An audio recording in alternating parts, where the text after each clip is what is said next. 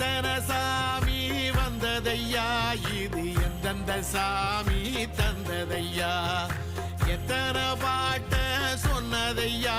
அத சுத்துற பூமி கண்டதையா, அடிச்சு வீசும் காத்துலையும் அந்த தகப்பனாச சுத்துதையா, பிடிச்சு பூக்கும் வேதையிலும் ஒரு வம்சத்து கதையே உள்ளதையா,